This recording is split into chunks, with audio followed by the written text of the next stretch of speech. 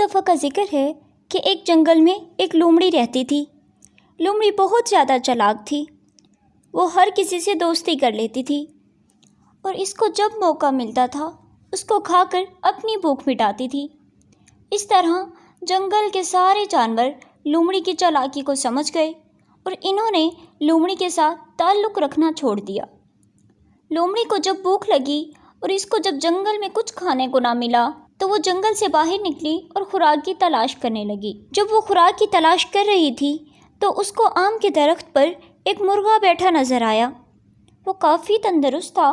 لومڑی نے سوچا اگر یہ مرغا مجھے مل جائے اور میں اس کو کھا جاؤں تو میرے مزے ہو جائیں گے۔ تو لومڑی نے بہت کوشش کی، سوچا اور سمجھا کہ کیسے اس مرغے کو اپنے جال میں پھنسایا جائے، لیکن کچھ کام نظر نہ آیا۔ روزانہ اس طرف سے جاتی اور مرغ کو دیکھتی رہتی تھی کہ کب مرغا نیچے آئے گا اور اس کو جھپٹ کر کھا جاؤں گی۔ ایک دن اس نے سوچا مرغا ایسے تو نیچے نہیں آئے گا، کیوں نہ اس کے ساتھ کوئی ترکیب لڑائی جائے۔ تو لومڑی نے مرغ کے پاس جا کر مرغے سے کہا، اے مرغے بھیا کیسے ہو؟ مرغے نے کہا، میں تو بالکل ٹھیک ہوں۔ لومڑی بہن تم اپنا سناؤ، تم کیسی ہو؟ تو لومڑی نے کہا، میں بالکل ٹھیک ہوں، لیکن تمہیں شاید پتہ نہیں ہوگا کہ جنگل میں ایک قانون لاگو ہوا ہے کہ آج کے بعد کوئی جانور کسی پر کوئی حملہ نہیں کرے گا اور سب مل جل کر دوستی سے رہیں گے اور ایک دوسرے کو نقصان نہیں پہنچائیں گے۔ تو مرغے نے کہا، میں اس بارے میں کیا کر سکتا ہوں؟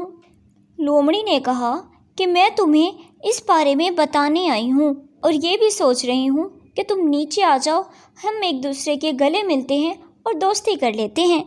تو مرغا لومڑی کی چالاکی کو سمجھ گیا اور اس نے لومڑی سے کہا، ٹھیک ہے میں تو نیچے آ رہا ہوں، لیکن تم پہلے شکاری کتوں سے خود ملو، وہ شاید تمہاری طرف تم سے گلے ملنے کے لیے آ رہے ہیں۔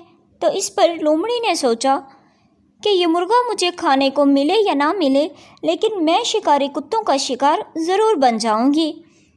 تو وہ یہ سوچ کر اپنی جان بچانے کی غرض سے بھاگ نکلی۔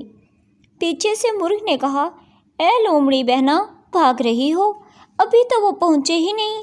لومڑی نے کہا، شاید شکاری کتوں کو اس بات کا پتہ نہیں چلا، ایسا نہ ہو کہ وہ مجھے کھا جائیں اور ان کو بعد میں پتہ چلے اس بات کے بارے میں، سو اس لیے میں جا رہی ہوں۔ تو پیارے بچوں، اس سے ہمیں کیا سبق ملا؟ ہمیں چالاک لوگوں سے بچ کر رہنا چاہیے اور ان کے ساتھ ہوشیاری سے پیش آنا چاہیے۔